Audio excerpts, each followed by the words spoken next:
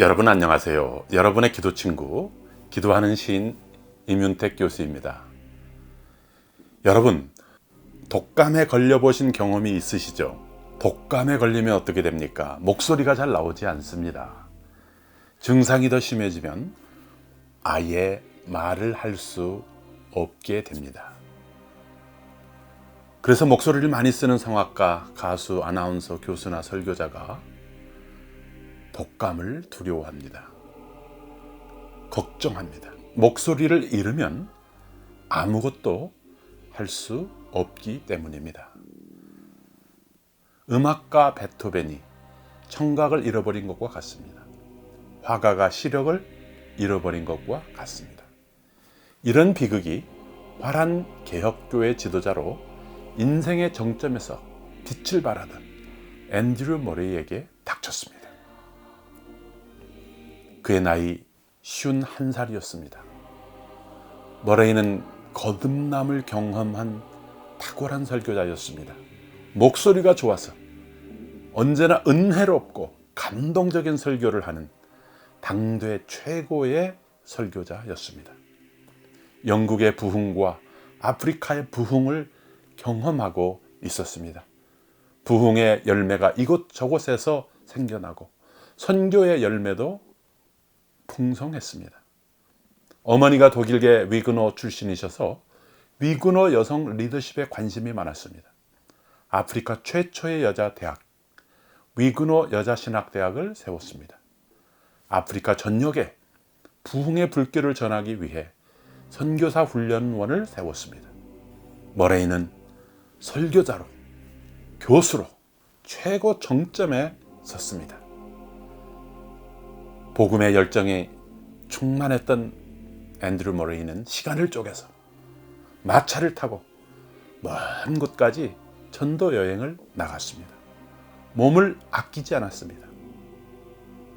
그런데 1879년 그는 쓰러지고 말았습니다. 처음에는 독감인 줄 알았습니다. 목소리가 나오지 않았습니다.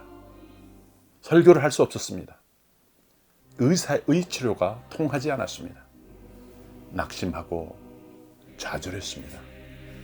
백방으로 노력했지만 소용이 없었습니다. 이런 침묵의 시간이 2년 이상 계속되었습니다. 그런데 놀라운 일이 일어났습니다. 영국 런던에 있는 치유의 동산에 가서 3주 동안 말씀을 들으며 기도했습니다. 야고보서 5장 15절, 믿음의 기도는 병든 자를 구원하리니 주께서 그를 일으키시리라. 혹시 죄를 범하였을지라도 사심을 받으리라. 이 말씀을 붙잡고 간절히 기도하였습니다. 하나님의 만지심을 느꼈습니다. 신유 체험을 하였습니다. 서서히 목소리가 돌아왔습니다. 다시 설교할 수 있게 되었습니다. 이 과정에서 앤드류 머레이는 하나님의 은혜와 사랑에 감동하고 감격했습니다. 유명한 앤드류 머레이의 책 디바인 힐링, 하나님의 신유라고 하는 이 책은 자신의 신유 체험을 간증하는 책입니다. 앤드류 머레이는 2년 이상 목소리를 잃었지만 그 가운데 침묵과 묵상을 배웠습니다. 하나님의 기도 학교에서 깊은 기도를 배웠습니다. 전적인 순종을 배웠습니다. 온전한 믿음을 갖게 되었습니다. 성결의 비밀을 깨달았습니다. 우리가 아는 앤드류 머레이가 탄생한 것입니다. 앤드류 머레이는 240권이나 되는 크고 작은 책을 썼습니다. 당시에는 책이 너무도 귀했습니다. 하이텍이죠. 앤드류 머레이의 책들은 아프리카뿐만 아니라 전 세계 선교사와 목회자 그리고 수많은 신자들에게 큰 영적 감동을 주었습니다. 100년이 지난 지금 우리도 앤드류 머레이가 그 침묵의 시간에 쓴 책들을 통해 앤드류 머레이 목사의 설교를 듣고 있습니다. 성령의 음성을 듣습니다. 앤드류 머레이는 그 침묵의 시간을 낭비하지 않았습니다. 하나님과 더 깊은 교제를 나누며 감사했습니다. 사랑과 치유의 아버지 하나님, 우리를 치료하시는 여호와 하나님을 찬양합니다. 저는 하나님의 능력에 대해 오랫동안 설교하였습니다.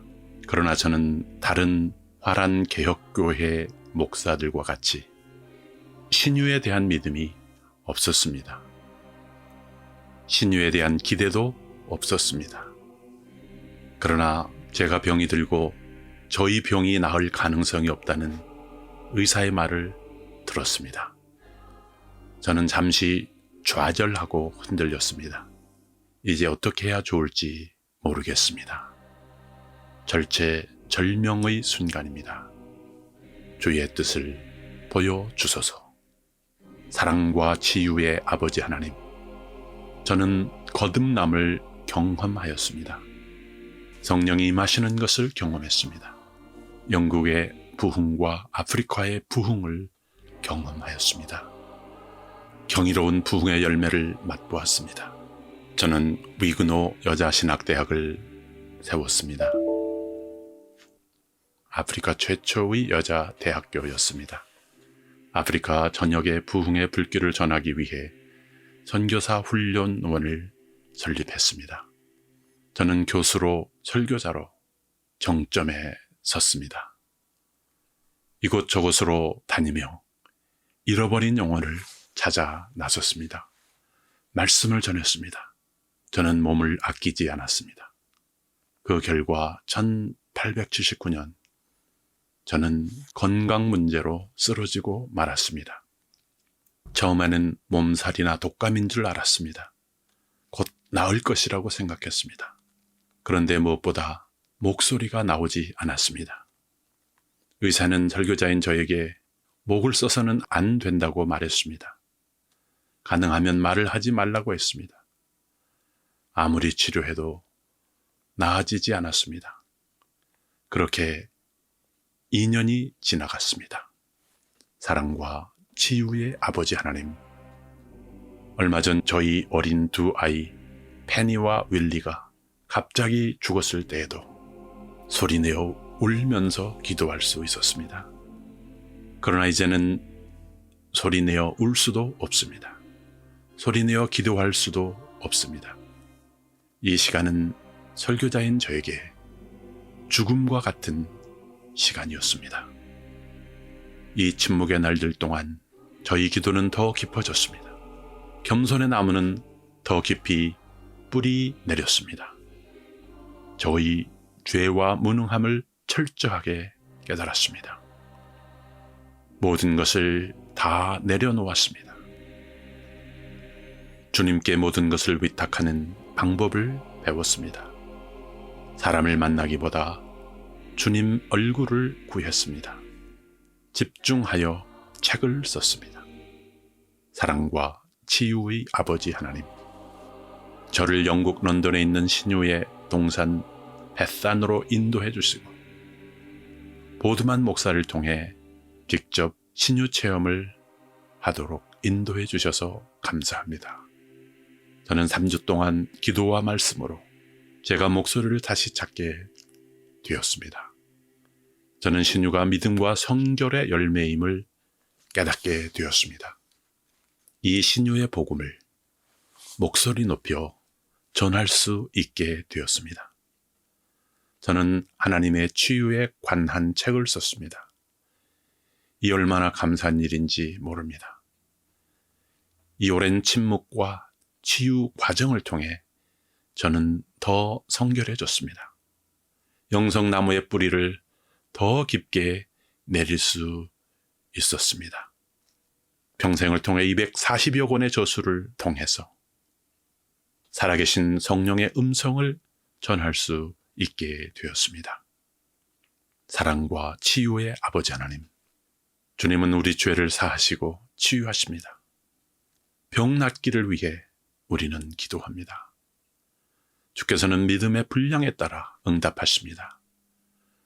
우리 믿음은 겨자씨 한 알만큼만 있어도 놀라운 기적이 일어납니다. 오직 예수님의 이름에 능력이 있습니다. 주님, 우리 몸은 주님의 몸입니다.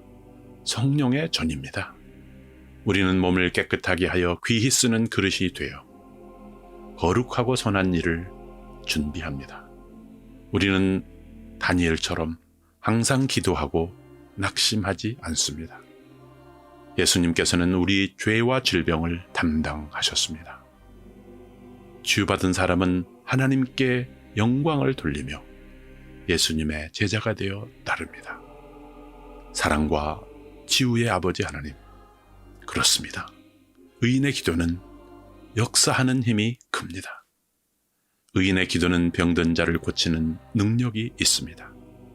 주께서 저를 확실하게 치료하여 주셨습니다. 주님은 저의 몸을 지키시고 고치시는 치유의 하나님이십니다.